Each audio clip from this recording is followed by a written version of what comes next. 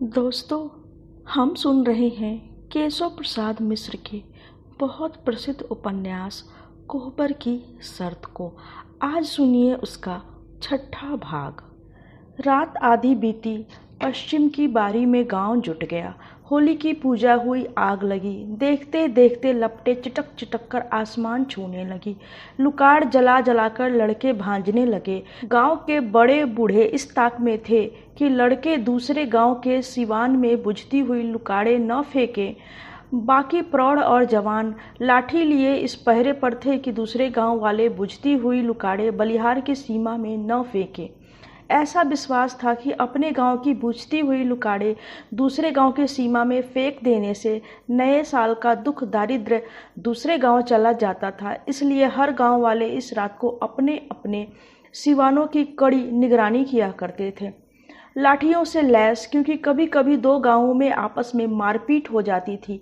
गांव के बड़े बूढ़े इसी मारपीट को बचाने के लिए इस रात, विशेष करके जब तक गांव के लड़के की लुकारें पूरी तरह भंजकर बुझ न जाती, जागते रहते।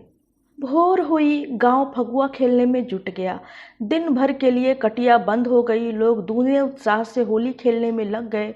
चंदन लोगों के गिरोह में घर घर द्वार द्वार घूमता रहा। पहले से ही उसने 8-10 लड़कों का एक दल बना लिया था और तय किया था कि इस वर्ष की कीचड़ मिट्टी गोबर से होली न खेलने का प्रचार करेगा। इसलिए सबसे पहले इसके दल वाले गांव में घूमना शुरू हो गए थे। नौजवानों को हाथ जोड़कर समझा समझा कर मना करते रहे कि कीचड़ पाक की जगह होली रंग से खेली जाए। न जाने कैसा जादू हुआ कि सदियों की यह कुप्रथा एकाएक थम गई। हाथ में बाल्टी का रंग और टटके कटे बांस की पिचकारी लिए वह घर घर पद की भौजाई लगने वाली सभी औरतों से अपने दल के साथ होली खेल आया। फगुआ के दिन घर की औरतें इसी पाक पानी के डर से भीतर से किवाड़े सवेरे ही बंद कर लेती थी। सो इस साल इस परिवर्तन पर सभी ने जी भरकर होली खेली। गोबर पाक की जगह नालियों में लाल लाल, पीले पीले, हरे हरे रंग फैल गए। गुंजा के संग में समौरियां लड़कियां भी दलों में होली खेलने निकली। घर घर जाकर कुंवारी ब्याही ननदें भौजाइयों से होली खेलकर लाल पीले रंग से ऊपर से नीचे तक नहा आई। चंदन घर लौटा, भौजाई से अंगोछा मांग नदी में नहाने चला गया। बड़ी मेहनत से मल मल कर तो रंग छुड़ाया। देर से लोग तीर पर नहा रहे थे। धारा न होती तो नदी का जल भी रंग जाता। लौटने लगा तो धूप चढ़ाई थी। दोपहर से बेर झुक गई थी। 3 दाने में गुंजा मिली। अरे, दिन भर फगुआ ही खेलती रहोगी, नहाना धोना न होगा क्या? मैंने तो नहा लिया। क्या नहा लिया? अभी तो देह मुंह जस का तस लाल पीला है। न जाने कैसा रंग है कि छूटता ही नहीं। बलिहार का रंग जल्दी नहीं छूटता, चढ़ा तो चढ़ गया। बात फेंक कर चंदन आगे बढ़ा। पलरे की ओट में रखी हुई बाल्टी में से 2 कटोरे रंग चंदन की बनियाइन धोती पर पीछे से छप छप पड़ गए। चंदन पीछे मुड़ा तो गुंजा बगल में कतराकर झटके से दूसरे घर में भागी। लपक कर चंदन ने पकड़ लिया। बगल की घनौची पर भरी हुई बाल्टी रखी थी। पूरी की पूरी भरी हुई बाल्टी का जल गुंजा की देह पर। हर हर महादेव। ऊपर से नीचे तक गुंजा सरोबोर, कपड़े भीगकर देह से चिपक गए।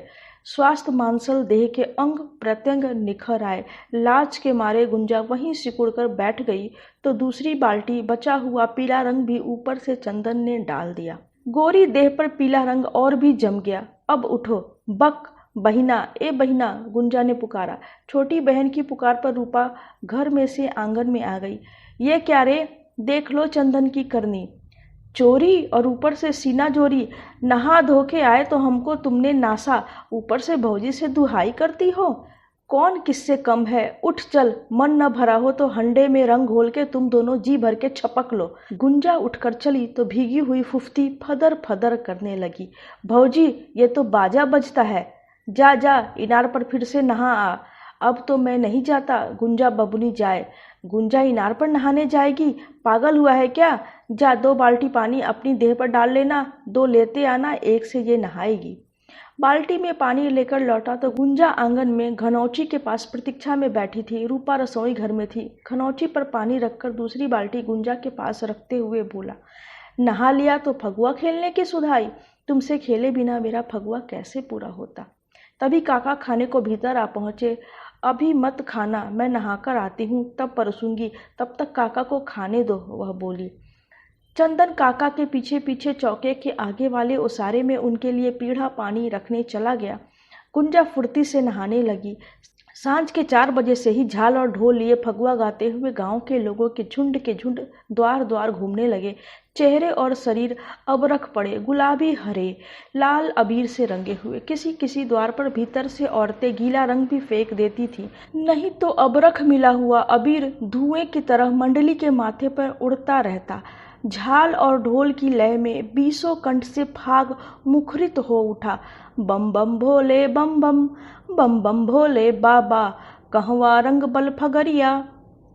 चंदन के द्वार मंडली बैठी थी।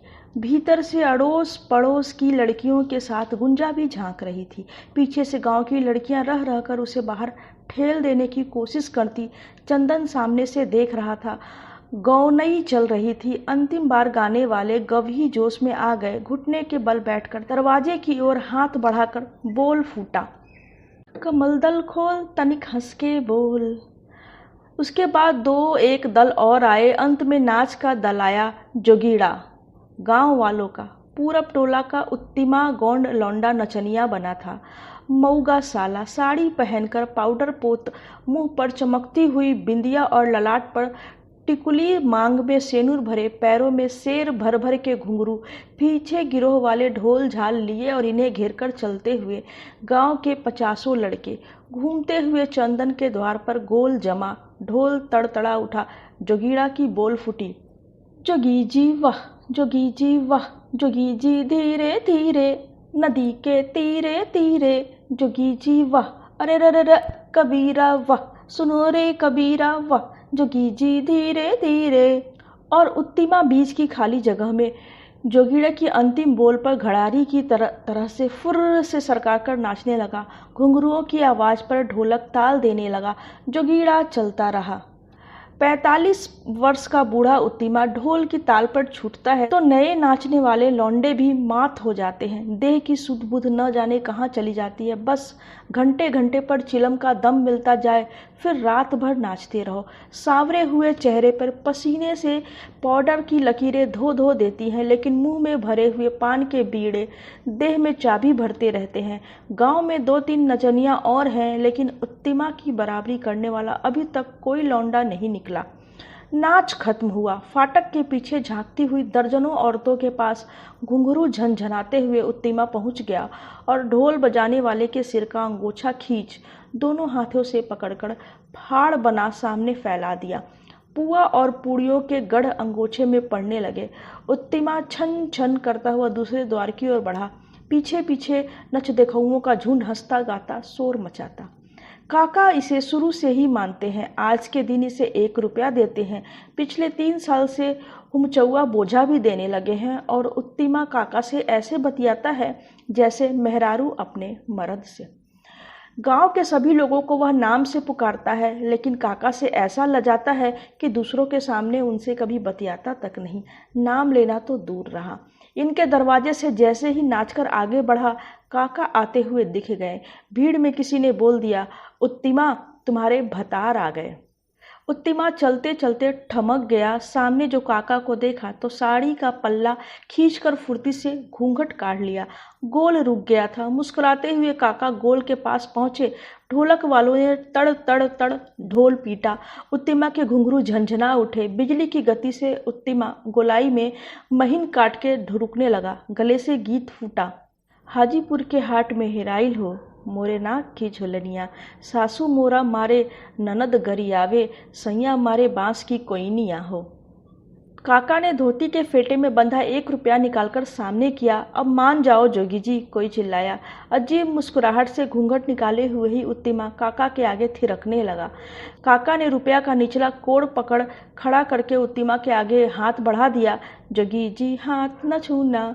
उत्तिमा ने 2 उंगलियों से थोड़ा सा घूंघट हटाकर काका के बढ़े हुए हाथ में चांदी के रुपये को तिरछी नज़रों से देखा। फिर बड़े अंदाज से बचते हुए काका की उंगली बिना छुए उत्तिमा ने रुपया पकड़ा। गोल आगे बढ़ गया। काका घर चले आए। अचलगढ़ और बलिहार के बीच ताल में एक 20 बीघे का खेत था, बेहद उपजाऊ। खेत बलिहार की सीमा से लगा हुआ था।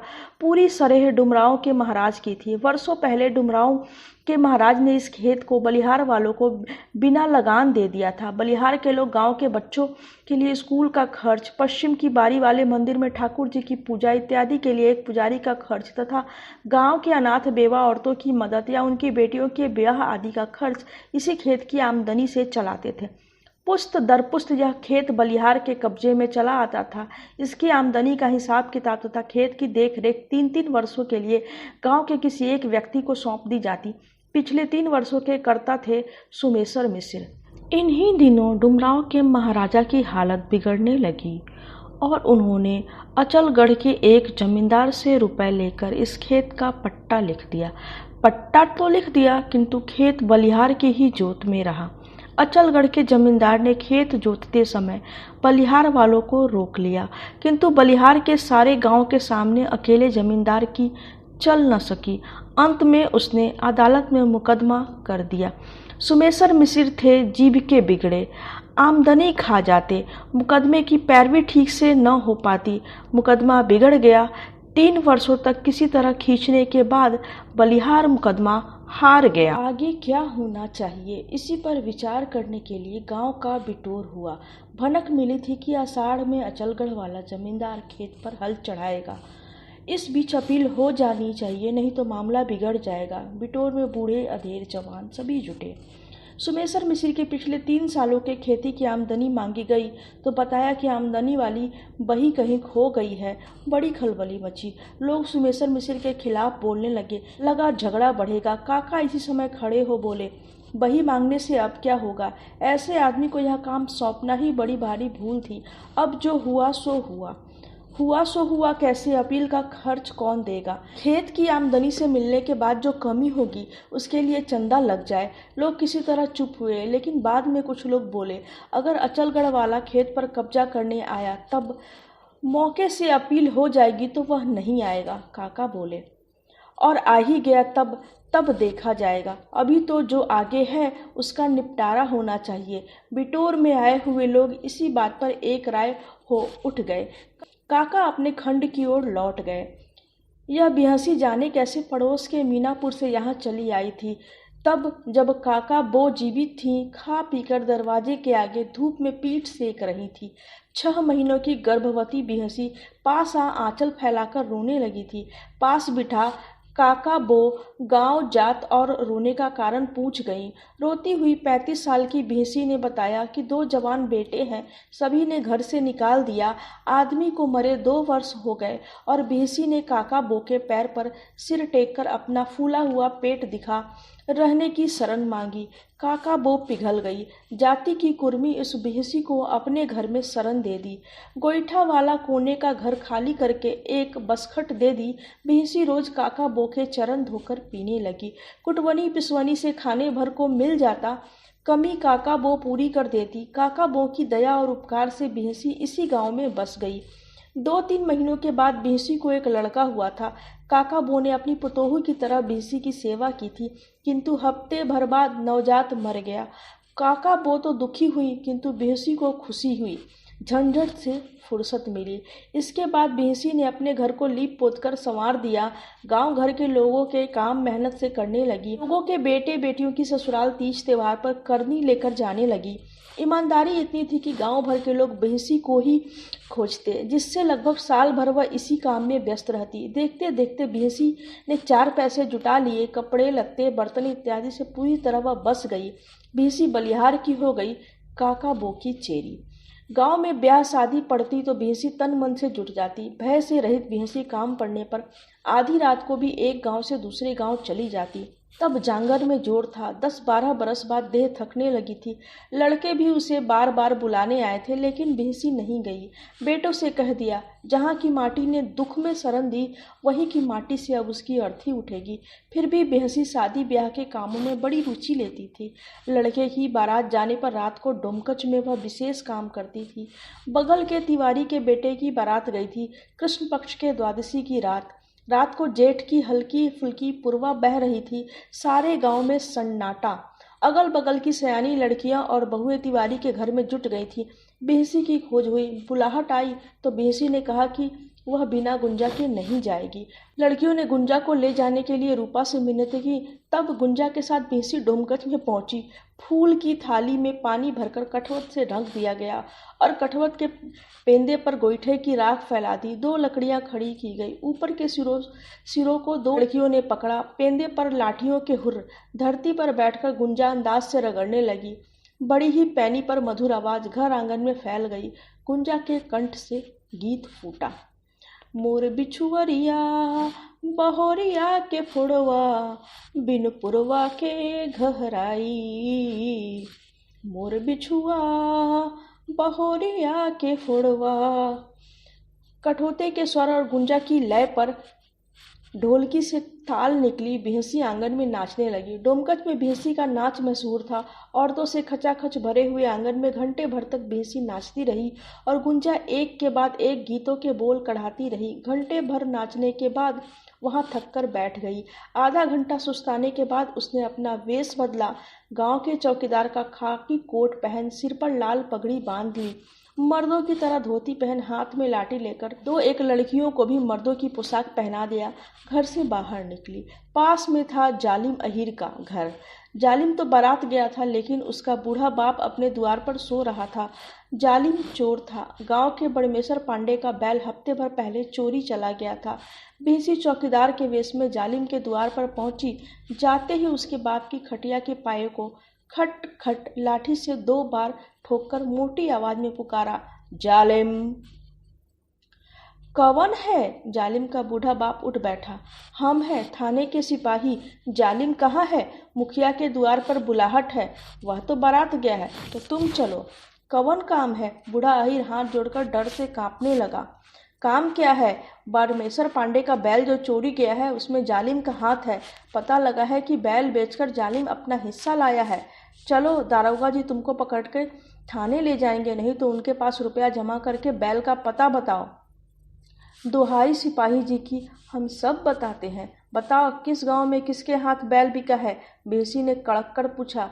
पियरौटा के खिलावन अहीर के हाथ 200 में। जालिम का बाप कांपते हुए दोनों हाथ जोड़कर बोला, अच्छा अच्छा, तुम सुत रहो, हम दरोगा जी से जाके कह देंगे। और बेहसी लाठी पटकती हुई आगे बढ़ गई। पास में छिपी हुई लड़कियां मुंह में कपड़ा ठूस कर हंसती रहीं। घर पर थे सुमेसर मिसिर, बारात नहीं गए थे। बाहर द्वार पर सोते हुए खर्र खर्र नाक बजा रहे थे। पहुंचकर उनकी बसखट पर बेहसी ने खट खट 2 बार लाठी पटककर आवाज लगाई, सुमेसर, सुमेसर मिसिर। सुमेसर मिसिर हड़बड़ाकर उठ बैठे। कौन है? चलो मुखिया के द्वार पर, थाने से दारोगा जी आए हैं। बुलाहट है, हम थाने के सिपाही हैं। सुमेसर मिसिर को रात में कुछ कम दिखाई पड़ता था। घूरकर ताकने की कोशिश कर घबराई हुई आवाज में बोले, कौन काम है? काम क्या है? गांव भर से दस्तख्वात पड़ी है कि पंचपिगहैया की सारी आमदनी खा गए और हिसाब की बही भी नहीं दिखाते हो। सुमेसर मिश्री की बाई गुम। चुपचाप सोचने लगे तो बेंसी ने फिर टोका, चलते हो कि नहीं? कहाँ चले? बही मिल गई है। मिल गई है तो लेके चलो दारोगा के पास, नहीं तो हमको दे दो। हाँ, अभी ले आता हूँ। सुमेसर मिश्र ने बाहर बरामदे में पड़ा हुआ बड़ा सा पहिए वाला लकड़ी का संदूक खोलकर बही निकाली और बेंसी के हाथ में रख दी। बही लेकर बेंसी मोटी आवाज में कड़ककर बोली, अच्छा, अब तुम सुत रहो।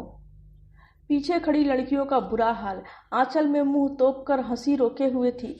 बही पाकर बेंसी गली में घुसकर 9-2-11 लड़कियों को घर पहुंचाकर उसी समय बड़मेसर पांडे के घर पहुंची। घर के लोगों को जगाया। आधी रात चौकीदार को देख लोग घबराए, किंतु भेसी ने पगड़ी उतार जालिम के बाप द्वारा जाना हुआ बैल की चोरी का भेद उन लोगों को बता दिया। रातों रात बड़मेसर पांडे के घर के 2 आदमी पियरौटा को निकल पड़े। एक आदमी थाने गया, बैल पकड़ा गया, बाद में जालिम बारात में ही पकड़ लिया गया। गांव में सनसनी की तरह बात फैली। संग में सुमेसर मिश्र द्वारा बही दे दिए जाने की घटना पर लोगों को विश्वास नहीं हुआ, लेकिन हिसाब लगाने पर पता चला कि 1000 रुपये सुमेसर मिश्र खा गए थे। 3-4 महीनों के भीतर गुंजा ने घर आंगन को अपने स्नेह के सम्मोहन में बांध लिया। आदमी से लेकर जानवर तक की चिंता, सूप, गगरे, बाल्टी दो, चूल्हे जाते से लगाओ, गुंजा बलिहार के मुंह में बंध गई। इन 4 महीनों में रूपा ने घर का सारा बोझ गुंजा पर छोड़ दिया। और गुंजा ने उसे सर माथे पर ओढ़ लिया। बैसाख के अंत में एक बार वैद्य जी आए थे और गुंजा की माँ की तबीयत कुछ खराब होने के कारण रूपा ने गुंजा को कुछ दिनों के लिए चौबे छपरा भेज दिया था। 10-15 दिनों के बाद वैद्य जी आप ही पहुंचा गए थे, किंतु इन 15 दिनों के भीतर ही रूपा की जो दुर्गति हुई उसे वही जानती थी। एक तो भारी देह, फिर महीनों से गृहस्थी के भार से अलग रूपा को रसोई बनाने में बेहद परेशानी हुई। और जब गुंजा आई तो रूपा बोली, जब तू चली जाएगी तब इस घर का क्या होगा? होगा क्या? तेरा घर तू संभालेगी। चंदन बैठकर भुजना चबा रहा था, उसकी ओर देखकर रूपा बोली, और तो संभाल लूंगी, लेकिन इस बम्बड़ महादेव को कौन संभालेगा? वैसे ही गंभीर तिरछी आंखों से चंदन की ओर ताककर गुंजा बोली, मैंने किसी का ठेका नहीं लिया है, तो क्यों नहीं ले लेती? बोल, ठेका लेगी तो बाबू से बात चलाऊं? गुंजा, चंदन ने रोब से पुकारा। गुंजा और रूपा एक दूसरे को ताककर हंसने लगी।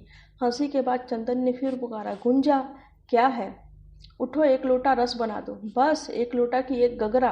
तभी खांसते हुए काका आ गए। हाँ तो एक गगरा ही बना दो, चंदन बोला। एक गगरा क्या बन रहा है? चंदन काका ने पूछा। रस काका, रस बन रहा है। एक गगरा कौन पिएगा रे? पीने वालों की कमी है काका। पहले गुंजा से कहा एक लोटा बनाओ, बीच में तुम भी आ गए तो कहा अब एक लोटा में क्या होगा, बने एक गगरा। भैया भी दाना लेके आते होंगे, नुकसान न होगा। रूपा और गुंजा आंचल से मुंह तोपकर हंस रही थी। काका जमकर पीढ़े पर बैठ दीवार से पीठ टेकते हुए बोले, बने गुंजा बेटी, तनिक जल्दी हाथ चलाओ, तुम्हारे बिना तो बड़ा उदास लगता था। ये चंदन तो एक नहीं सुनता, पितिया से पिहुरी करता है। तुम समाचार कहो, बैदाइन नीक हो गई? हाँ हाँ नीक हो गई, चंदन ने उत्तर दिया। तू ही चौबे छपड़ा से आया है? आया नहीं है तो क्या, जो आया है उसने तो बताया है। रस घोर के गुंजा आती है तो पूछ लो। अच्छा, रस घोर रही है? काका भीतर से गदगद होकर जोर से बोले, अच्छा घोर बबुनी, फीका न होने पावे, दही हो तो डाल देना। रस जल्दी से इन लोगों के आगे रख गुंजा घर से लाया सामान बाहर निकालने लगी। काका समझ गए। उन्होंने चंदन को चमाइन बुलाने को दौड़ाया और सांझ को रूपा को पुत्र जन। घर आंगन में नए ढंग से खुशी समा गई। पाछू नहान, बरही के भोज आदि में देखते देखते 1.5 महीना कैसे बीत गया किसी को पता न चला। बच्चा होने के महीने भर के बाद होने वाले भोज में वैद्य जी भी आए थे। भोज समाप्त होने के दूसरे दिन वह रूपा से बोले, अब गुंजा को विदा कर दो रूपा। किंतु रूपा चुप रही तो वैद्य जी ने फिर प्रश्न किया, क्या बात है बेटी? अभी देह पूरी तरह नहीं चलती बाबू। 1 महीने और गुंजा को छोड़ देते तो मेरी देह संभल जाती। गुंजा को सावन में मैं पहुंचवा देती। वैद्य जी घर में चारपाई पर बैठ गए। सामने धरती पर बैठी हुई रूपा को देख बोले, गुंजा सयानी हो गई है रूपा, इसकी शादी ब्याह की चिंता लगी हूँ। सोचता हूँ अब इससे भी मेरा उद्धार हो जाता तो बड़ी चिंता से फुर्सत मिल जाती। घर की हालत तो तुम जानती हो, देने लेने लायक तो मेरे पास क्या है, लेकिन तुम्हारी तरह इसे भी कोई योग्य वर मिल जाता तो मेरे भाग जग जाते। रूपा चुप रही। वैद्य जी फिर बोले, इस गांव में कोई लड़का तुम्हारी आंखों में तो नहीं है? रूपा फिर भी चुप रही। वैद्य जी फिर बोलने लगे, तुम्हारी माँ तो कहती थी कि उसी गांव में गुंजा भी ब्याह जाती तो दोनों बहनें पास पास रहती। वैद्य जी चुप लगा रूपा की ओर ताकने लगे तो वह बोली, बापू मेरा मन था कि गुंजा का ब्याह चंदन से ही हो जाता, घर की लड़की घर में ही रह जाती तो इस चूल्हे के भाग जग जाते, गृहस्थी हमारी पूरी तरह संभल जाती। लेकिन रूपा, देने को मेरे पास कुछ नहीं है। तुम्हारे ब्याह में भी कुछ दिया तो नहीं था, लेकिन उस समय इस घर की बात और थी। अब खाने पीने से घर बहुत खुशहाल हो गया है। अब ओमकार और उनके काका मेरी बात माने या न माने, मुंह खोलने पर अगर नहीं सुनना पड़ा तो इसका दुख मुझसे सहा ना जाएगा। अगर इसका भार तुम ले लो तो ठीक है। यही तो मैं भी सोचती थी बापू कि कहीं ये लोग ऐसा ना सोचे कि मैं अपनी बहन को खपाना चाहती हूँ। अगर मेरी बात इन लोगों ने मान ली तो समझूंगी कि मेरा नसीब अच्छा है।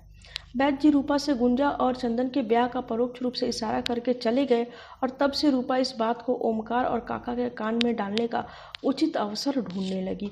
1 महीने बाद रूपा ने गुंजा की विदाई की तैयारी की। सावन लग गया था। सोना नदी पूरी तरह भर गई थी। अच्छी अच्छी 5 साड़ियाँ, भर दौड़ी पकवान रूपा ने बहन के साथ भेजने को तैयार कर दिया। विदाई के दिन अड़ोस पड़ोस के घरों में जाकर गुंजा सुमरिया लड़कियों और बहुओं से विदाई की भेंट कराई। विदाई के समय चंदन का घर पड़ोस की लड़कियों से भर गया। सबकी आंखें भरी हुई थी, सबके चेहरे उदास जैसे गांव की बेटी ससुराल जा रही हो। गुंजा ने काका, ओमकार और रूपा सबके पैर छुए। घर से तीर तक लगभग 150 गज तक गुंजा को पहुंचाने के लिए लड़कियों का झुंड चला। आगे ओमकार, पीछे चंदन, उसके पीछे माथे पर पकवान की दौड़ी लिए दशरथ और उसके पीछे लड़कियों के दल के साथ गुंजा। काले घने बालों का बड़ा सा जूड़ा, आंखों में हल्का काजल और देह पर नई पियरी, पैर में चांदी के 2 छल्ले और हाथ में सोने की अंगूठी। गुंजा का रूप निखर आया था, किंतु गुंजा की आंखों में घर जाने की जितनी खुशी थी, बलिहार छूटने की उतनी ही उदासी भी भर आई थी। नाव पर बैठते समय तो तीर पर की और भी लड़कियां तथा औरतें जुट गई थीं। नाव की डोंगी थी, अगली फेंक पर गुंजा बैठी, बीच में पकवान की दौड़ी के साथ चंदन और पीछे से दशरथ ने लग्गी संभाल ली। नाव सरकने के पहले तीर की ओर मुंह कर तो अपने दोनों हाथ हल्के से गुंजा ने जोड़ दिए। तीर पर की लगभग सभी सुमरिया लड़कियों के भी 20 हाथ उत्तर में अपने आप ही जुड़ गए। सोना में नाव चौबे छपरा की ओर सरक चली।